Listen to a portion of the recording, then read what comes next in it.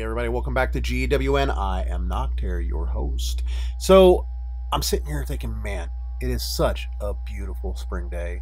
The birds are chirping. You might even hear them on this video. There's blue skies above. It's sunny. It's warm. What better time than that to start talking about Minion Drops? I mean, it is, after all, an airbender's first joy, right? So we're going to talk about Minion Drops today. And I wanted to talk first about how I kind of prepare for my videos. We'll get some replays going here while I'm doing this. I usually start off with getting copies of all the replays that the guys on the clan share with me. And I get a lot from Divergent Void, and here lately I've been spending some time with my new buddies down in Australia at Oz Builders, and they give me all kinds of great stuff too. But as I started to put together my Minion Drops video, figuring out what replays I was going to use, I came to the realization that Bob, who's MexicanBob on the forums, has just been absolutely tearing it up with 3 plays. I mean, he is just posting one 3-star after another on the Divergent Void clan chat.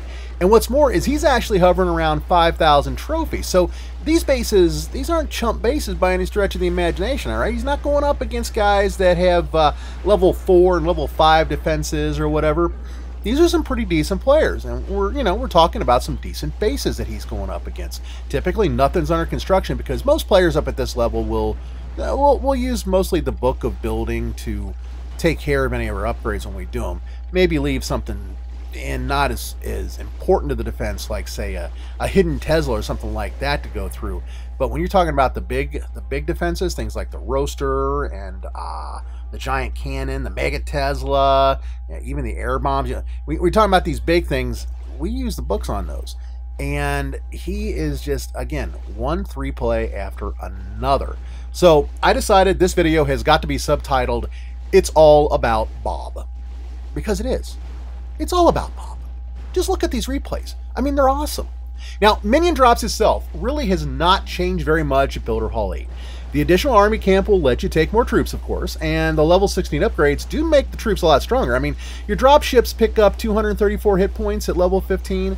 The skeleton summoning cooldown drops about a half second to 3.4 seconds, and that means more skeletons on the ground and a troop that's harder to take down. Your beta minion picks up 6 points of DPS, 18 points of hit points, which is a 10% bump overall. And more importantly, at level 16, he gets another long shot added to his ability. So you get 6 long distance spitballs, I guess you would call them, right? Now, the strategy itself, though, absolutely the same. It's, like I said, better with the additional camp, but it's still the same strategy. First and foremost, figure out the base's weak side. Take out some junk buildings all the way around the base, and you'll see tons of these. It's going to be, you're going to have storages or collectors, might be like the clock tower or the star lab. A lot of times there'll even be cannons and double cannons that are exposed. These are buildings that you can drop a minion on, and maybe it'll take out 1 to 3 buildings depending upon how they're arranged on the base perimeter, and nothing's going to shoot the beta minion. So you want to get those out of there. Remember, you got 3 minutes for the attack. Don't rush it. Even if you're using your clock tower, don't rush your attacks. Take your time. It's very important at these later stages and higher up in the trophy rankings. So you take out these outside buildings, and then you send in your first salvo of drop ships just to soak up hits. After they're finally, working their way into the base, and don't send them all in, just send in 3 or 4. You take a look at the pathing that they're going to run through and start to drop your beta minions behind them. A lot of people will just drop the whole lot of the beta minions and call it a day. Others will hold anywhere from 3 to 5 of them back. It's up to you, and sometimes, you might want to do it on a case-by-case basis, depending upon what kind of base it is that you're dealing with. You have to replace the drop ships as they go down, of course, because the drop ships are tanking for those beta minions. It's the drop ships that keep the beta minions alive. So make sure they don't go down too soon. Now, what are your primary targets? How are you going to figure out which attack vector to use? Well, again, everybody's a little bit different. When I do it, I typically come in from the side that has the roaster. Now, the reason for that, in my mind, the roaster deals splash damage, and really, it is a weapon of mass destruction when it comes down to beta minions. It takes out a whole bunch in one fell swoop. So I try to get that out of the way as soon as I can. Now, if I can also line up in a way that'll get me to the giant cannon, I do that as well. A lot of these attacks, you'll take out most of the defenses and leave just a small amount of defense there, and then you send in your battle machine. And guess what? If that battle machine goes up against a giant cannon, especially with level 8 giant cannon, you know, he's toast. It's over with. You don't want that to happen. So try to line up your attack vector that's going to be able to get, hopefully, that giant cannon. A lot of other people will come in at the air bombs, and I'll tell you, I'm torn on that. Sometimes I do it, but not often. I usually come in looking at that roaster as my first target. I think Bob likes to come in at the air bombs a lot of times, and you'll see that in some of these videos, these replays as well. He likes to take those out early so that his minions have a chance to work their way through the base with less serious threat against them, and that makes a lot of sense. So again, it really comes down to your personal style as to which way you're going to bring your attack in, whether you come in from the roaster side or you come in at the air bombs. Now, the other thing to look for is what is around the edges of the base. I'm still seeing people that are putting their air bombs right on the edge of the base, and I'll tell you, for me, that's an invitation. I absolutely positively cannot resist coming straight in anytime I see an air bomb, or really most any of the other major defenses, right on the very outside edge of the base. And that's because it's so easy and quick to take down.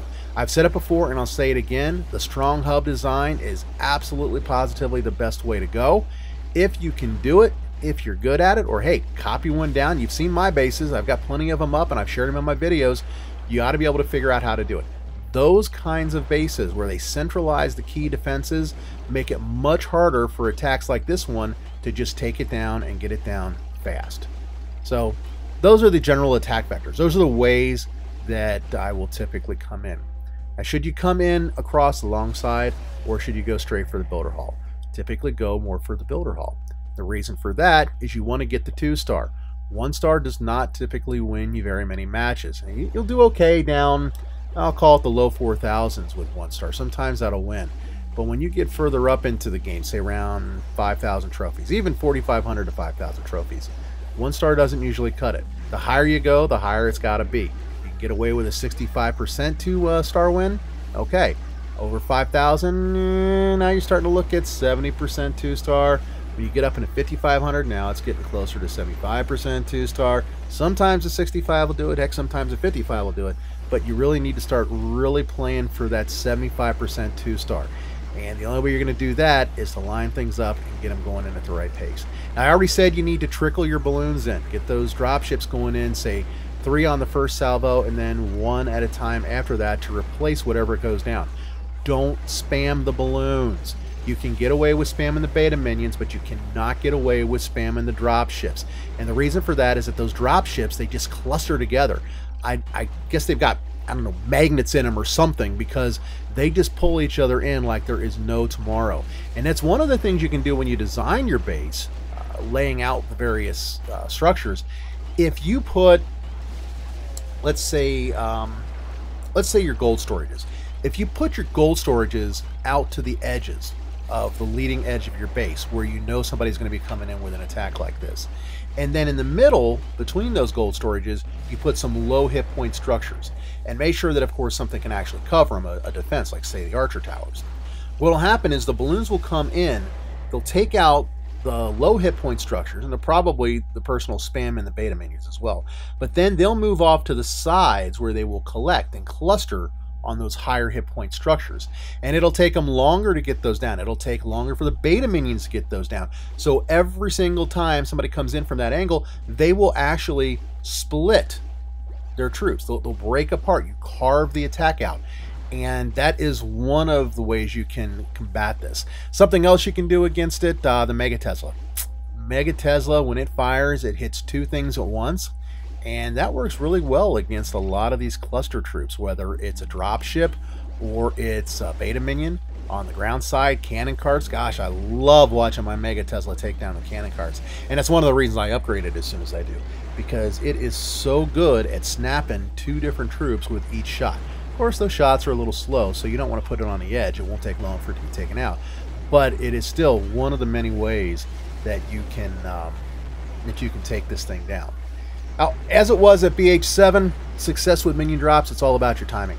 You need the dropships to stay up long enough for the beta minions to take down the most significant defenses, which of course are going to be your air targeting defenses, the air bombs, the firecrackers, the roaster, the mega Tesla.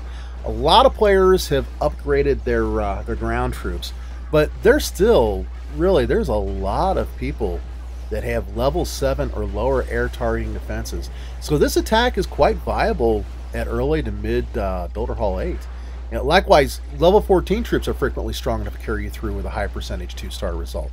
On my alternate games where I have not been upgrading the troops, I'm using level 14 minion drops like it's going out of style.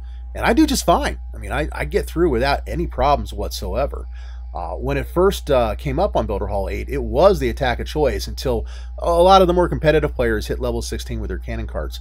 And for those who've stuck with it, it's a great strategy to use all the way into the 5000s. Like I said, you can see Bob's been using it here. So that's my video for today. I hope you guys enjoyed it, and thanks for sticking around to the end. Please do hit the subscribe button below, pound that like button, and I will be back soon with more videos and lots of great attacks. On that note, I'm out of here. Y'all take care. Keep on clashing. Bye-bye.